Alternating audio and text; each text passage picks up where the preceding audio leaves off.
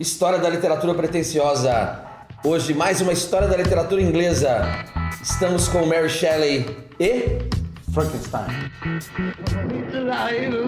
It's alive! It's alive! It's alive! História da literatura pretensiosa aqui do Rio de Janeiro, falando de um livro universal.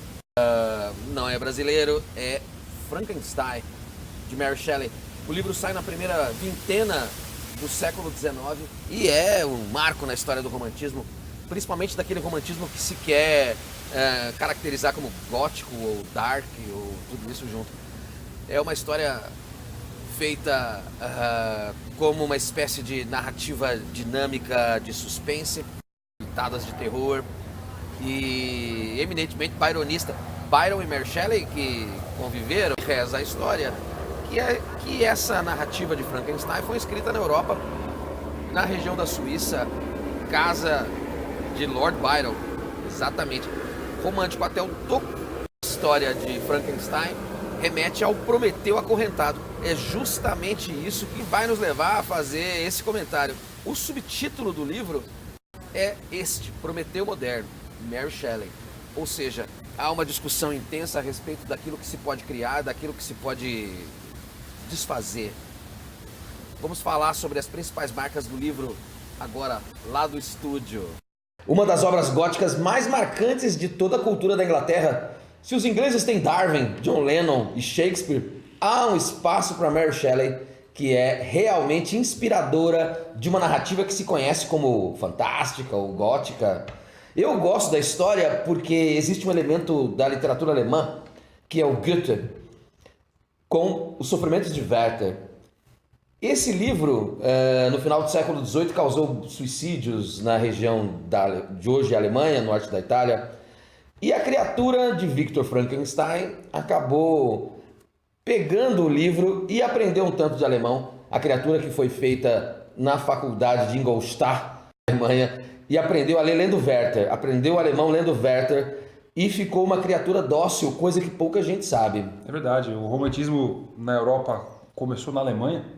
Sim. E depois, em seguida, foi para a Inglaterra, onde a escola literária, romantismo, ela coincidiu exatamente, precisamente, com a Revolução Industrial Inglesa.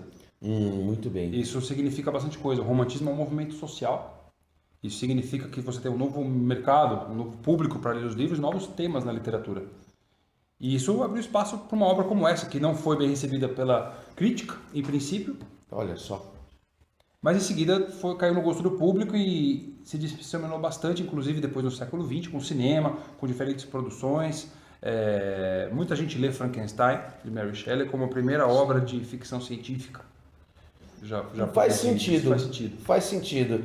A construção da criatura se dá um pouco dentro daquele espírito moralista próprio do século XIX, que é citar a figura de Deus, né? Victor Frankenstein estaria brincando de Deus para fazer um elemento novo. Daí a história da ficção. Mas para os desavisados que viram primeiro filmes, histórias em quadrinhos, não existe enguia elétrica, raio, nem tempestade. A história da criação de Victor, ela acontece quando ele abre os olhos amarelados. Ele tem 2,40 metros, ia jogar na NBA. A figura tem 2,40 metros e se torna assustadora. Ficção científica. Eu gosto, professor, da história de Mary Shelley. Eu não sei se essa edição traz o subtítulo, traz escrito, registrado. Prometeu Moderno. Prometeu Moderno. O que você acha? Obviamente, esse tipo de ficção bebeu na água da mitologia.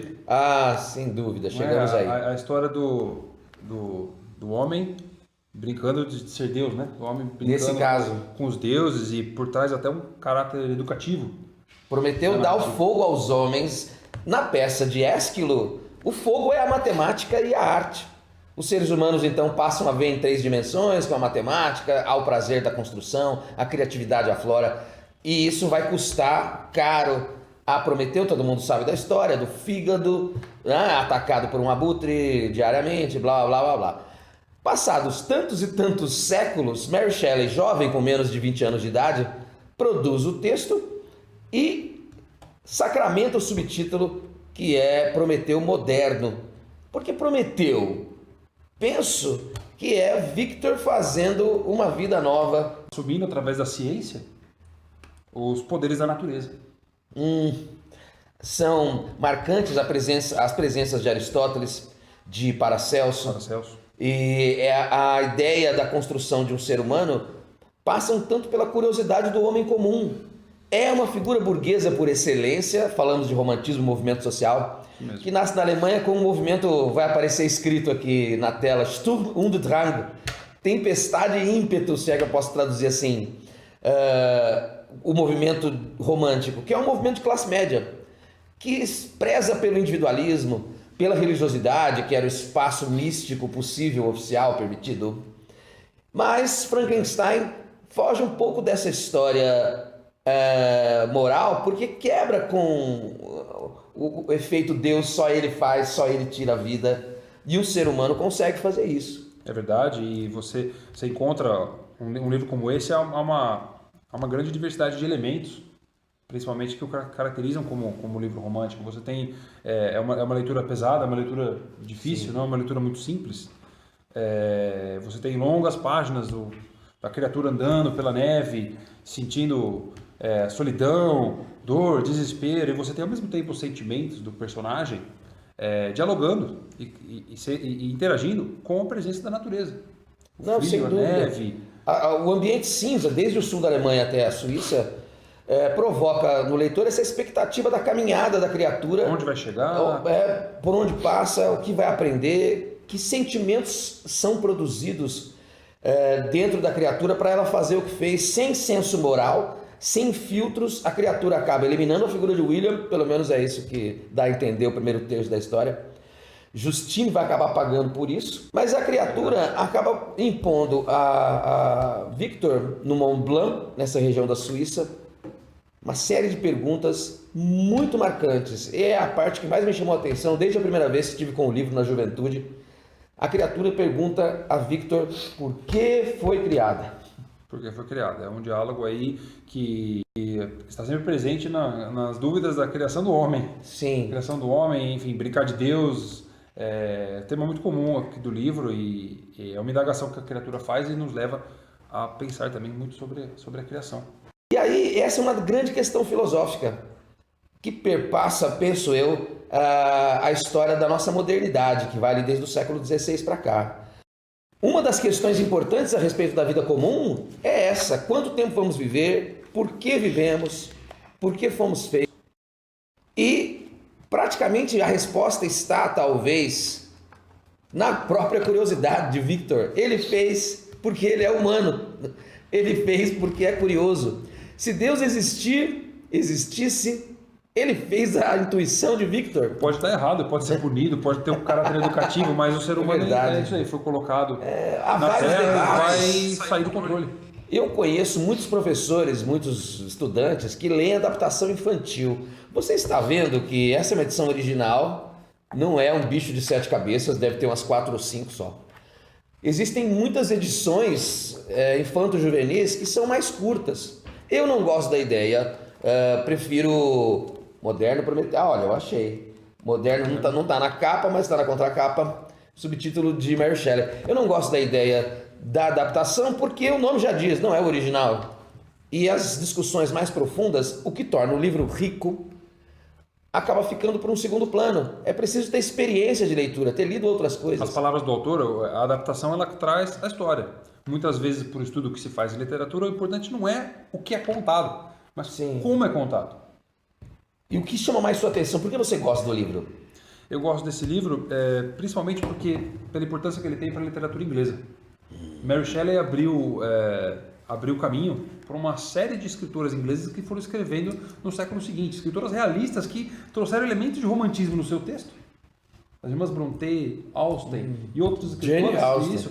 Orgulho e Preconceito. Orgulho e Preconceito. Morro dos Ventos Vivantes, que tem muito a ver com Frankenstein, que é outro livro que é um outro bicho de 5, 6 cabeças e meia, que também vale a pena, a construção do personagem de uma forma primorosa, como é o Frankenstein, que não é a criatura. Sim, Victor é o médico. Importante que a criatura não é Frankenstein, nos desenhos infantis, nas adaptações, Frankenstein muitas vezes é trazido como uma criatura pelo nome feio, longo, enfim. É verdade. Frankenstein é o cientista. Na narrativa. Isso chama atenção. O texto, o romance em inglês, ele é muito forte, muito tradicional. E todo romance inglês do século XIX, até o final do século XIX, ele tem influência muito grande dos elementos românticos do livro único, em princípio conhecido, da Mary Shelley. Mary Shelley é uma escritora conhecida hoje, século XXI, mas é uma escritora que foi muito pouco apreciada em seu tempo. Nossa. O que é espantoso. Mestre, muito, muito obrigado pela participação. Mais uma história fantástica da literatura. E vamos nos alimentar disso sempre. Obrigado, professor Edson, aqui de Valinhos. Obrigado. Até a próxima.